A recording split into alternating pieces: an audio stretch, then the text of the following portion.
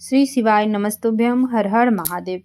महाकुंभ के महाअवसर पर प्रयागराज के त्रिवेणी संगम सतुआ बाबा शिविर लोयर मार्ग महावीर चौराहा पीपा पुल नंबर 1 सेक्टर नंबर 21 में गुरुजी पंडित प्रदीप मिश्रा जी द्वारा श्री शिव सेवा से महापुराण कथा बाँची जा रही है। ये 7 दिवसीय से महापुराण कथा चलने वाली है, जो कि 10 फरवरी से 16 फरवरी तक आस्था चैनल यूट्यूब के माध्यम से दोपहर के 1 बजे से 4 बजे तक देखी जा सकती है। आज की कथा बहुत ही रोचक जानकारियों से भरपूर थी। आज 6वें दिन की कथा पूर्ण हो चुकी है। कल अंतिम दिवसीय की कथा है। 16 फरवरी है, कल अंतिम दिवसीय 7 दिवसीय की कथा थी, जो कि आज 6वें दिन की कथा पूर्ण हो चुकी है। कल 7वें दिवसीय की कथा पूर्ण हो जाएगी। कथा में गुरुजी आज की कथा में गुरुजी कुल पत्र उपयोगी सहित 11 जानकारियां दी हैं। सभी की जानकारियां आपको इसी वीडियो के माध्यम से प्राप्त होने वाली है। अगर किन्हीं कारणवश आज की कथा आप नहीं सुन पाए हैं तो पूरी कथा का रास्ता तो आपको इस छोटी सी वीडियो के माध्यम से प्राप्त होने वाली है। आज की कथा में गुरुजी विशेष जानकारियां दिए हैं कि शिवालय में मात्र 5 स्थान ऐसे हैं जहां कि बैठने मात्र से मनोकामनाएं पूर्ण हो जाती है। तो सभी की जानकारियां के लिए आप वीडियो के अंत तक बने रहें। इसी छोटी सी वीडियो के माध्यम से आसान भाषा में हम समझाने का कोशिश करेंगे। आज कथा शुरू होते ही गुरुजी बोले, आपका अंत समय कब आ जाए ये कोई नहीं जानता, इसलिए हर समय शिव नाम जपते रहो, हर समय भजन करते रहो। कब जाने का समय नजदीक आ जाए आप पंचाक्षर मंत्र, षडाक्षर मंत्र ओम नमः शिवाय बोलते रहो।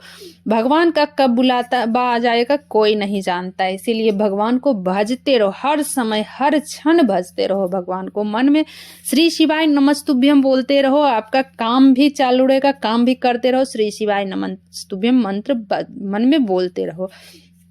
बढ़ते हैं आज की कथा की दूसरी जानकारी की। कोई आपको कह दे कि आपका दुख काट देगा, आपको समय आपका ठीक कर देगा, तो समझ जाओ पक्का बेवकूफ बना रहा है। गुरुजी बोले समझ जाओ कि वो आपको बेवकूफ बना रहा है। अपना दुख काटने के लिए स्वयं तप करो, अपना दुख स्वयं आप मिटा सकते हो।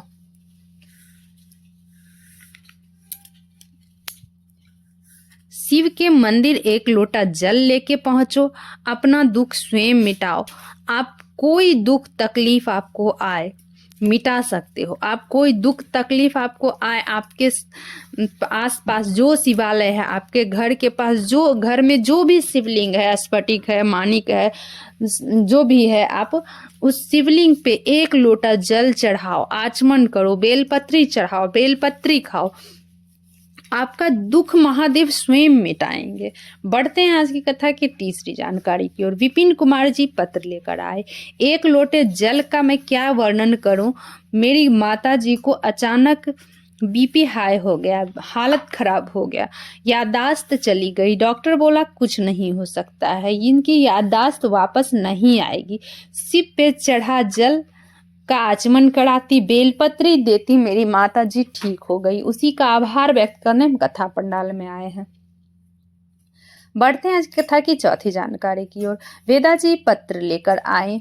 2024 में मेरी तबीयत खराब हो गई, डॉक्टर ब्लड कैंसर बता दिया, पूरा घर निराश हो गया। फिर जांच कराई, डॉक्टर बोला गठान है, ब्लड कैंसर है बोल दिया। अब सब घर निराश हो गया, अब करे तो क्या करें। शिव जी पे 1 लोटा जल चढ़ाते, बेलपत्री खाते।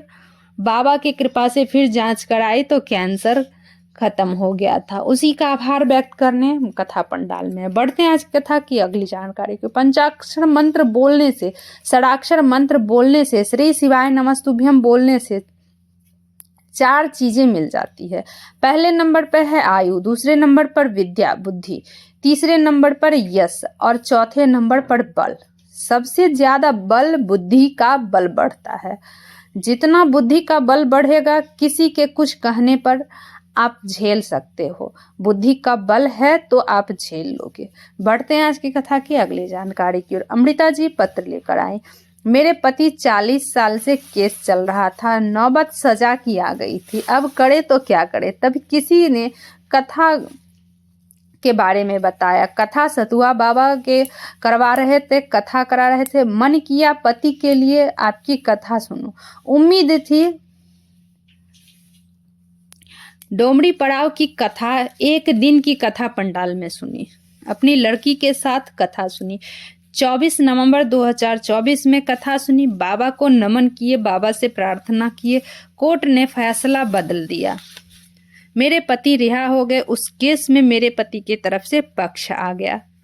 उसी का आभार व्यक्त करने हम कथा पंडाल में आए हैं। बढ़ते हैं आज की कथा की अगली जानकारी की ओर।